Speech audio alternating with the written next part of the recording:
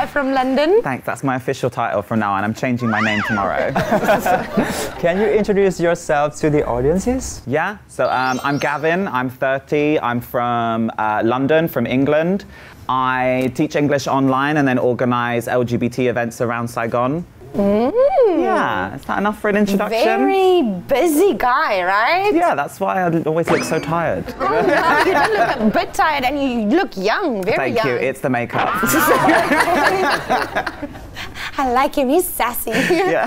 How long have you been in Vietnam? I came to Vietnam just at the beginning of 2016.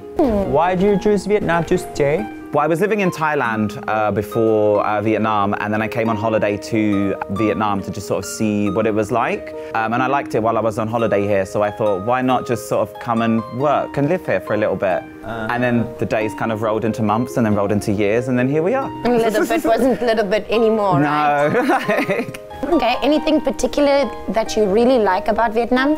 The voice. The voice. Oh, okay. The food's good too.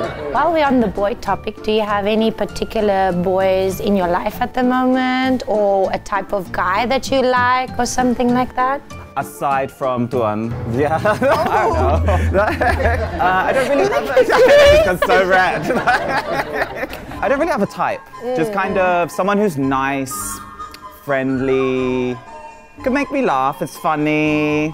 If they're hot, that's a bonus as well. If they're rich and successful, also a bonus. Okay, so are you rich? Billionaire? No, I'm so poor.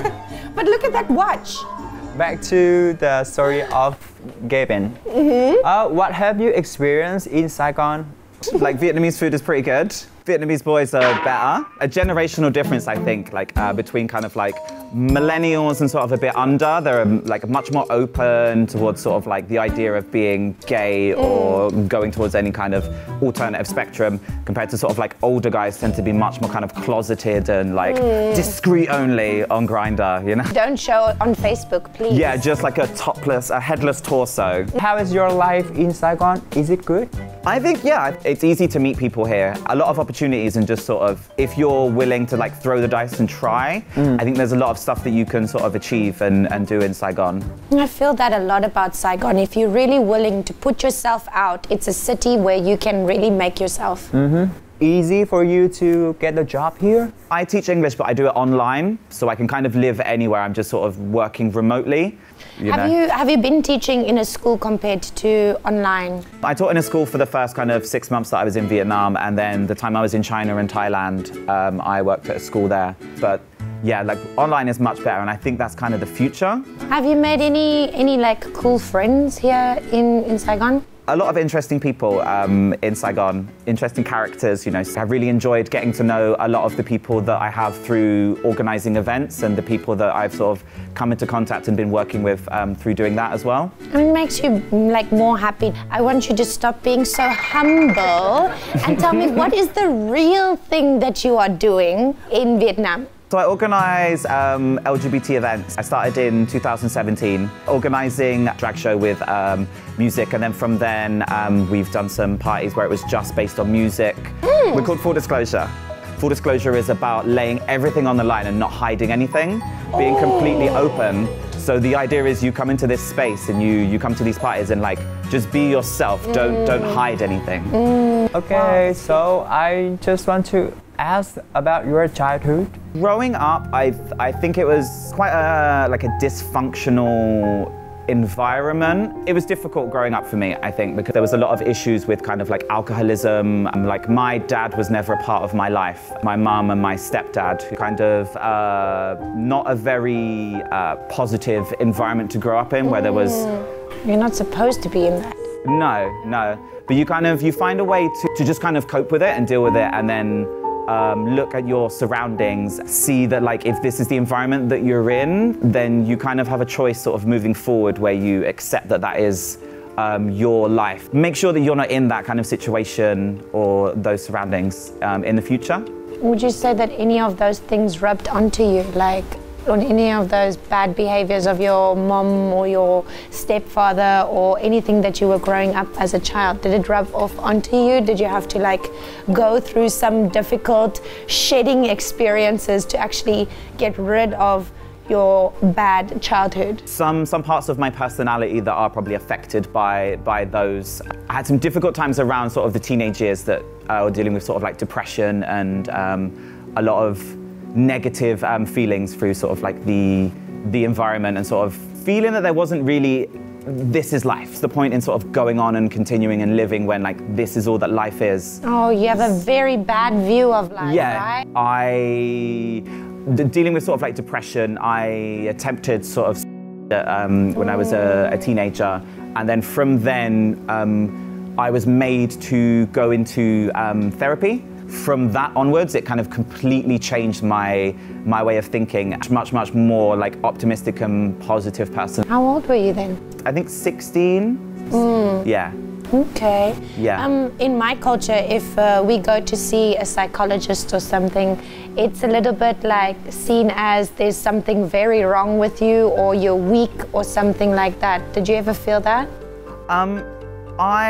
It wasn't something that I kind of spoke about with people, because I think there is still, if you are dealing with maybe like mental health issues or no matter where it falls, you know, depression, anxiety, manicness, anything like that, like to verbalize it and say it out loud, it becomes kind of, it makes people feel a bit awkward, I think, at least in the UK. Don't know how to deal with stuff, right? Yeah, then it makes people feel like less alone and realizing that like, if we all just kind of like keep it inside, then we all just feel like we're the crazy one. But we're all a little bit crazy. If we just kind of talk about it and be like, hey, like, I'm a bit crazy, and the other person will probably be like, oh yeah, like me too. Like, well, let's be friends. Do you know what I mean? Like, You feel crazy? No. Really? In denial. What would you say is the craziest thing about you? I haven't done any crazy thing in my life. I'm still on my comfort zone. I never get out of that. So do you ever want to be crazy? Yeah, sometimes I want to try, but I have no chance to try it. I'll give you my number after. Okay, you had to grow up in a difficult situation. Do you remember the words, memory of that? After a lot of the fights that would go on in the house, just kind of coming down the next day in the morning, and the house is in with kind of like things smashed and things everywhere. Like some of those memories kind of stick with me. But I can see you are so confident now, and I just want to ask you that what was your real personality when you was a kid? Thank you for saying I'm confident, because I don't feel it. Dealing with kind of like a home life that wasn't perfect, I think I was a bit not the friendliest and kind of Snappy. a little bit, being a bit too kind of rough with words, a little bit, I think. Straight to the point. I still kind of have that now. I kind of like compliment sandwich, you know, like compliment, honesty, compliment. So when did you realize that you were different from the other boys? Maybe around like 13 or 14. I remember watching like, you know, WWF, the wrestling. Yes. You see the guy and? Yeah, they wore a lot of like revealing outfits, just underwear, you know what I mean? I always wonder, how does the underband stay on? Like you're wrestling and you're doing all these crazy moves in wrestling, but the underbands doesn't get a wedgie. You wait people to put it down? I'm waiting, yes, I'm excited. Yeah, I kind of was like, oh, I like that. At that time, you decided to hide yourself, or you want to share it to your friends or family? I was kind of still figuring stuff out, because it wasn't a swing. I think it was more about like connection and more like feeling comfortable with these people rather than wanting to sleep with them. Found something that you really liked in them, but it didn't mean that you were actually attracted to the sex. Yeah, and then it wasn't until kind of college, but like in the UK, college is like 16 to 18, and then you do like university after 18. So at college you have a bit more freedom, they're more open, like explore more of those options and then go to kind of like gay clubs. Oh, I'm just curious that you had to grow up in like difficult situation, and have you ever think about doing bad things to yourself? What kind of bad things? Like they hurt themselves. It was a coping mechanism when I was kind of a teenager. My perspective on a lot of things changed after I tried to commit, because because it was then in the ambulance on the way to the hospital, looking down at my arms with a load of cut marks on them, with a belly full of paracetamol. Kind of when you're sat in that sort of sobering environment and they're asking you these questions and kind of like looking at your arms and being like, well, how long have you been doing this? And those kind of questions, it's really, really like sobering and kind of gives a bit of perspective, like a very, very like solitary experience. It's kind of like coping mechanisms, a physical expression of an emotional pain. After that like intense event, did you just immediately stop, or what happened after that? For me, that was like a massive turning point in my life. From that experience, I wasn't self-harming anymore. Changing my way of thinking. Oh, when you really identify yourself, your real gender? I don't have any issues with my gender identity. My sexuality, I became more open when I went to university because I moved away from London and to Southampton. And it was much easier in a completely new environment where you don't know anyone. Being an adult for the first time, moving away. I've been like kind of financially independent since I was about 16 anyway. So. When was the time where you actually came out and had a boyfriend and your first love and that kind of thing? Did that happen?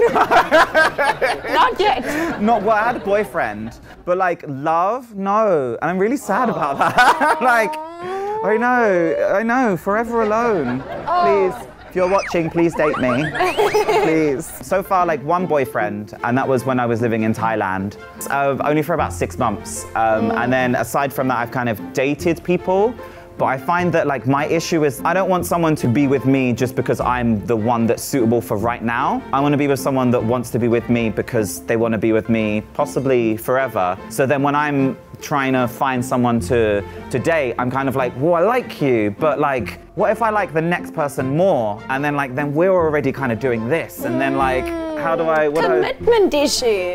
Yeah, I know, right? It's difficult in this, just with like Tinder. I think everybody kind of has the same, where they kind of think like, oh, the love of my life might be just like a swipe away. So how do you, why settle for someone's flaws when the next person may be much better without any flaws? Too many options, that's the problem. Our world is so interconnected. Thing like true love is so difficult to find. I'm hoping it will have happened today. So just remove Tinder, Grindr, whatever. Remove it. So can you compare the LGBT culture between Vietnam, Thailand, and your country, your hometown? Okay. So like I moved away from the UK like 2012, so it's about seven years ago. So it's been a while since I was properly there, and I didn't spend too much of like my adult years in there. But the culture is much more open. It's okay to be gay, I think, in the UK. You may still face kind of the odd idiot that will make a comment or things like that. I can't speak for everyone, but I think most people are aware enough to know that kind of like being gay is okay. It's like it's normal. It's represented on enough TV for decades now. Like in the 90s, there was Queer as Folk, you know, like the TV show that was sort of normalizing, and that was mid to late 90s on like the mainstream, like 5 channels that was on there. Then other representations, and now we have trans representation, drag representation, like it's coming towards kind of like non-binary and sort of normalized. Yeah, trans issues are the new gay issues, I'd say. Like they can go back to living in their cave, who cares, you know? We're just gonna go live our bright, colorful lives. Good luck, do you know what I mean? But now it's about dealing with getting representation and for people to like normalize and to understand about people who are trans and people who are outside of the normal things that people may know about. And Vietnam? So Vietnam, I'd say Vietnam is quite conservative. And I'd say there's kind of like a split between the millennials. Like, I count myself as a millennial. I'm like the older millennials. Like I'm like almost there. Yeah, you know, I'm the granddad in the corner of the millennials, you know. And younger are much more open about their own identity and they know themselves how they feel, but it's dealing with their parents is the problem. And like I know a lot of gay people openly gay but not so to their parents, and will be in a gay space or will go to a gay bar but their parents don't know. And then continue the lineage, and like even though you're gay, they don't care. You still need to have a kid. You still need to have a wife and things like that. Yeah. It's the first son. So what happens if that first son is gay? That is my situation, but it depends on how you deal with that. People should be brave to live the real you. Like, don't hesitate to express yourself to your parents, your family, and tell them the truth. Because if not, you will hurt another girl.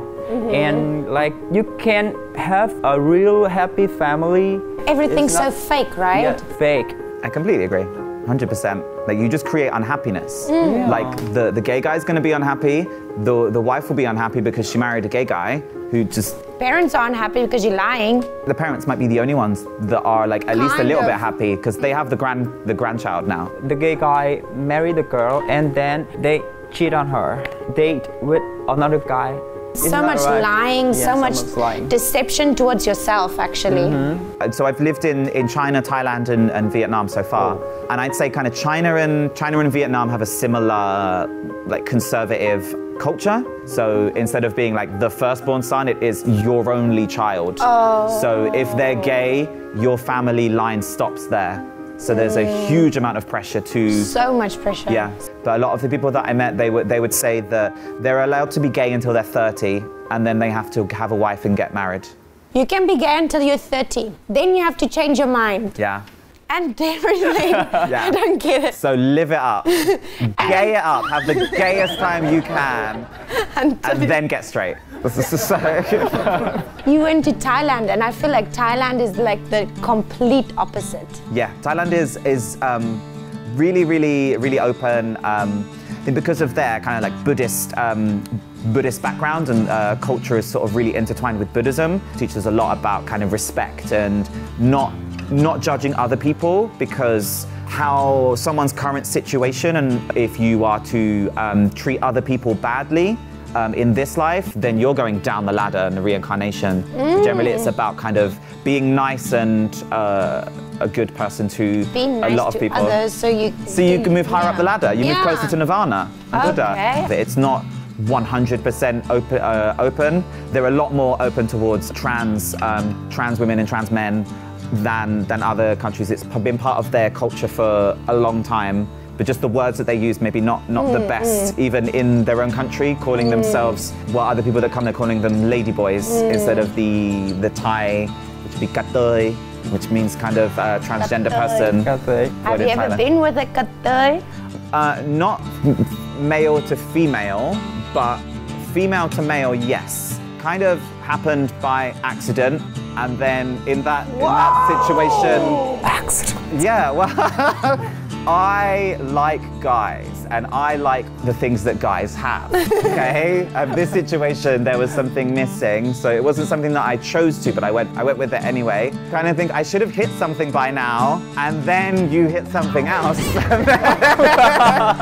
And then you kind of... God. Yeah, but then you kind of like roll with it and just... You stop there or you just keep going? It was already in like a... Oh my God, I'm gonna say this. Oh my God, I don't know if I want to say straight this. to the point. I wish I'd gone straight to the point. It was already in a foursome, so you just sort of go with it in that situation. I don't know if I want to keep that in. Too many people. Just kind of like go with it. Yeah. And you go with it. Yeah. After that, it made me kind of question like sexuality and kind of attraction a bit as well. Kind of like, well, if someone has the appearance of completely presenting as male with muscles, a beard, body hair, everything, but then they have a different genitalia and sort of those things, it made me reevaluate a little bit about how like attraction and kind of what I could be open to. Attraction stay one way, or is it something that evolves? For me personally, as someone who's presenting as a more male aesthetic, and I like guys. But at the same time, I would be open to dating a trans person who also hasn't necessarily had gender confirmation surgery. Okay, interesting. I know that you will stay in Vietnam for a long time because of the hot guys here. So I want to ask about your future plan. So my future plans are become rich and successful, become a CEO of my own company and business, find a husband, solve world hunger, create world peace, you know, just like casual things. Anything for this year? Expand on the events that I'm doing. Hopefully starting the beginning of the dry season, I want to start doing monthly pool parties, and then as well as expanding out into some other events, and I'd like to start a business. In the process of trying to create an online English learning platform that targets the Vietnamese market. So I sort of created websites and some things like that as a teenager and would run. So you have media on your side, you have coding on your side, you have online work on your side, and I think you're definitely going to be very successful. Thank you. If you are interested in any of these qualities, please do write in. I am available. So I guess the message that he wants to send to the LGBT community is he is still available. Yeah, 100%, like almost too available. Do you have any experiences that you want to share to the LGBT community to help them to lead a happy life, to be brave, and to deal with the difficulties? The best thing that I could say would be, no matter what the situation that you're in and the environment that you're in, that's not forever. And things can change really quickly. It just takes either making that point to kind of make the change, or put yourself in a situation where change can happen. Don't be a horrible person. Just be like a nice person. Live yourself and like be true to you, because you've got one life. Why would you base your life choices on someone else that's not living your own life? And sometimes people's reactions are completely different to what you would expect. But you don't know that unless you take that chance and say it. And the repercussions of something going negatively could be there, but at the same time, the repercussions of living a lie are forever. That's too deep. I know. What he's actually trying to say is that it's the end of the show right now, and we have to say goodbye to you, and like every time I do something like this, I always feel like there's some kind of warm feeling inside my heart. Thank you so much for that though. Thanks for coming, Gavin. That's okay. I'm sorry that I didn't have an emotional deep moment. I'm not bawling here. Just try and keep it happy and positive. Yep.